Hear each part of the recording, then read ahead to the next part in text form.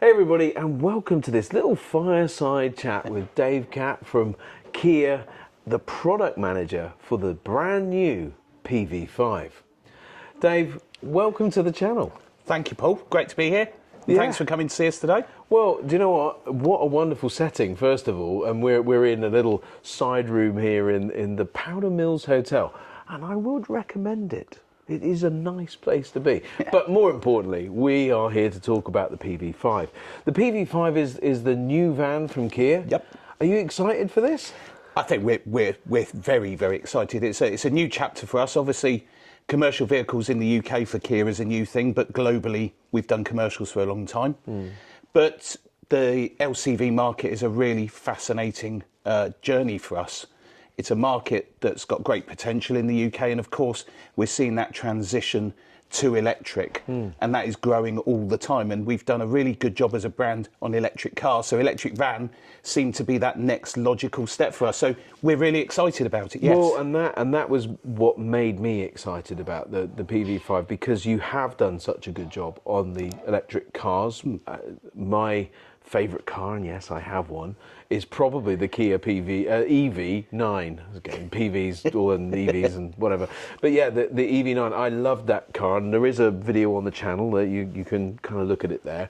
But this first venture, this is an electric version. Any diesels coming? No, so PV5 will be electric only. Right. And it's the first van that we'll see roll out from us, and we've got 2 more planned over the next 4 years. So Kia's commitment to not only commercial vehicle for the longer term, but electric commercial vehicles is there. So we've already said in 2027 you'll see PV7, which is a more medium-sized van, so sort of transit custom size, and that will be followed by PV9 in 2029, which we're thinking will fit more around that sort of Renault Master and full-size transit sort of size. So the commitment is there to commercials, but more importantly to electric commercials. So it's just struck me about the naming culture, because, you know, the nomenclature of the vehicles. So the PV5 in 25, the PV7 in 27, the PV9 in 29. So there's a bit of a logic here. Are we going to get the PV1 in 31 or something? Well, I don't know. I mean, if you think back to when we teased PV5 for the first time, there was showings of smaller concept vehicles, and I think we're like most brands very much watching what happens in terms of things like last mile. We know things like e-bikes are becoming more popular, but are they the solution? So I think, you know, we've very much set our stall out with the 3 that are coming, and I think it'll be a case of stay tuned and see what happens once we get into the 30s. Interesting. So it kind of does really feel like a very solid commitment to the sector, the commercial vehicle sector. You've got an electric solution. You're going only electric, which is really encouraging for me. I think that's great. I think it's going to give you some challenges against the other competitors that have to sell certain amounts. Are you worried about that? I think there has to be some realism, of course, with the market and the zero emission mandate. You know, competitors will have a diesel offer, which for many people still will be the choice. We know electric isn't right for everybody at this point in time, and they will no doubt use maybe diesel as a bit of a trading and bargaining tool.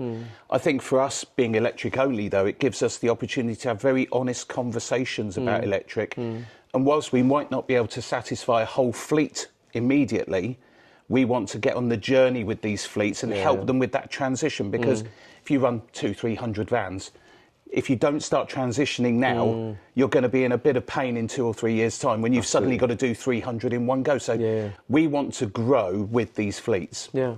And what are the ideal fleets that you're going for within this? I mean, my feeling was that facilities in the bigger fleets, and then of course you've got the butcher, the baker, the candlestick maker in the smaller fleets. But what's Kia's aspiration? We very much believe the van is great for everybody. Right. So that butcher, baker, candlestick maker, the one-man tradesperson who, you know, they perhaps are transitioning to electric, they potentially have that opportunity to charge at home, which makes life easier. Yeah. We naturally would love to work with some of the big fleets as well, but Rome wasn't built in a day, and we have to recognise we're new. We have a dedicated network, which I think is great from a support perspective, but we maybe need to grow with some of these big fleets. And again, I think it's that start small. Let's not over jump and overburden our network. Let's make sure we do it at a sensible organic rate. Yeah. 3,000 units though, the aspiration next year. That's not a small aspiration. That's pretty bullish. It is very bullish, and if you look at the numbers of the leading ELCVs, things like the Buzz, that's very much in the territory of that. I think what we have done is, like some of the other competitors we've seen come to market this year, we've come with a dedicated purpose-built EV. Hopefully fewer compromises than some of those that have been transformed from an ICE vehicle. Yeah. So yes, it is bullish, but I think we have a really good brand equity to go with from the car side, and I think the 7-year warranty and things like that will help give people that confidence that a Kia van is a product that could serve as a business tool. Definitely priced to sell. It seems, I mean, I think you could probably pick this up with the grant and all of that sort of stuff for sort of low 20s, £20,000, which, I mean, plus VAT, of course, and all of that good stuff. But that feels like a very competitive place. Is that going to carry on, do you think, for the PV7, PV9, aggressive pricing? I think the biggest handbrake to transition for a lot of people has been that price gap from a diesel to an electric. And we know that a running cost of an electric can be much less. But if you're paying £200-300 a month more on a lease cost, for example, that can be the barrier to transition. So we were very mindful. We wanted to price the vehicle so that we took away one of those barriers for people who want to move from diesel to electric. So that's why we priced where we have. Yeah, and just for reference, you can pick these up for a really competitive lease cost. And once the lease cost is comparable to diesel, then the rest of it makes it an absolute no-brainer in terms of like the cost of the energy, the fuel that you put in the vehicle, but then also the sort of low maintenance costs and all of those kinds of stuff. So it's exciting to see that. So Dave, there is something that's really useful in the sector, a thing called V2L. Now, V2L means vehicle to load, and it means that you can take power off the vehicle. Now, there's two uses for that. One, to send it back to the grid, potentially, but probably the more practical and also the more current is to use it for tools. So what is the power that you can get from the vehicle? So the vehicle to load facility effectively puts a 3-pin plug in the rear of the van, and the ability to put an adapter into the charging port at the front with a 3-pin plug on it as well. 3.6 kVA is the rating on that. So what that means in practical terms is, for example, our guys here who are prepping the vehicles, yesterday they were running a Hoover off the front and a jet wash off the back. Wow. So people who are out and about at site need to be able to use tools or maybe charge tools. It gives them that practical functionality of being able to do that on the go. Now, it's not available on the Essential vehicle, but it is available on the Plus model, is that right? Correct. It's standard equipment on the Plus grade. So as part of that price walk up to the Plus, you get the vehicle to load capability. Right. The adapter for the charge port is an optional extra as an accessory item. But you get that 3-pin plug in the cargo load area. So if I was to convert my vehicle, and you can go to many converters and add what we would call an inverter, which allows you to take power off the vehicle. I mean, inverters are about £1,000 anyway, so it's easily kind of a really sensible option just for that power alone. Exactly, and some of the converters we're working to, so particularly on fridge vans with Cool Kit, they're looking at actually they're running the compressor unit off of that vehicle to load system, so it actually negates the need for an inverter in its entirety. Yeah, talking about the walk up from the standard, what do you call it? The essential to the Plus. Essential to the Plus. That's cheeky to keep the heated seat and the stuff out, because I love a bum warmer, don't I, everybody? And you put it in the but mind you, we've already justified the cost. But it was an interesting one to keep out of the base model. It again, we spoke earlier about price point being very important to get that entry point right. I think what you'll see is that Plus grade price walk being so small at 910 plus VAT. Actually, in terms of lease costs, once you factored in the residual value uplift, that walk to Plus is actually quite small. And actually, in terms of order take so far, we're seeing a heavy index towards that Plus grade anyway. What was I thinking? There was a few things that I was hoping for. So I was really excited when I heard Kia coming to market.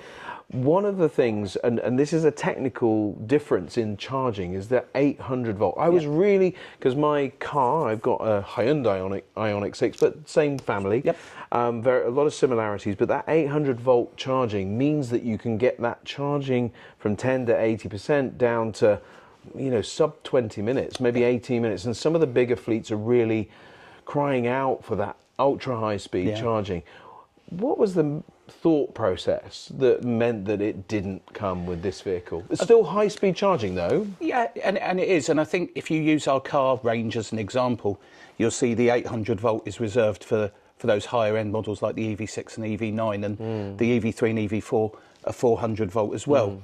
We have this plan and aspiration to grow with commercials. We've already alluded to the PV7 and PV9. So with PV5, it's our first go. 400 volt is still under 30 minutes, 10 to 80%. So for most people, it will satisfy, and it gives us that opportunity then to grow and move forward. So when PV7 comes along, potentially, we see that architecture increase and we get that faster charging speed. Yeah, and so I'm going to stick with my criticisms for a minute. Okay. The other thing that I was surprised at was a lack of towing, really, of any substance, where in, say, the Buzz is, I think, 1250 kilos, I'm not sure, but it has a little bit. The PV5 is coming with 750. It's not really going to be used as towing. Like, again, I was surprised, coming from the Kia family, you see positive results from towing in other vehicles, but not this one. No, so the towing is, some people would say it's maybe not enough, and the Buzz is a great example. It's got just over the ton capability. As always with an electric vehicle, it is that balance of range and payload and what you can tow. How many, whilst the Buzz may have a higher towing capacity, what is its gross train weight, for example? So are you then handbraked by not being able to put so much load in the van? What we hope we've done is given a good balance of payload, range and towing for an electric van in that segment. And certainly, whilst the Buzz has a little bit more, I think if you look at the Stellantis brands and things like that, we're much more aligned to where they are. Yeah. And I imagine in like the PV7 or the PV9, as time goes by, you'll have probably a bit more powerful towing capabilities, I imagine. And we will, and the beauty for us is that working directly with the manufacturer, we're not sharing a platform, for example. We've already been feedback, things like this that you're talking about now and today. We're saying, look, you know, these need to be considered for the future, and that's the beauty of us not being a platform share, is we can feedback these things and hopefully impact what we do see with 7 and 9. Yeah. Now, let's be honest, this is a good vehicle. Let's not forget that. This has got some real quality. The driving position is really nice. The layout and everything in the front is very car-like. Was that deliberate to get that sort of car-like plush kind of feel? Yeah, I think one of the beauties with the PV5 is, if you're familiar with our range of vehicles, you can jump in it and feel very comfortable very quickly. The steering wheel buttons are very similar, and you are seeing, I think, with a lot of the newer van entrants to the market, they are moving to a more car-like interior. Let's not forget, some van drivers will spend 7, 8, 9 hours a day in the cab of that vehicle. So comfort and being able to get out at the end of the day and feel reasonably refreshed after a long period behind the wheel was really, really important for us. Yeah, and it's certainly delivered on that. But of course, practicality and cargo space and load space is quite important.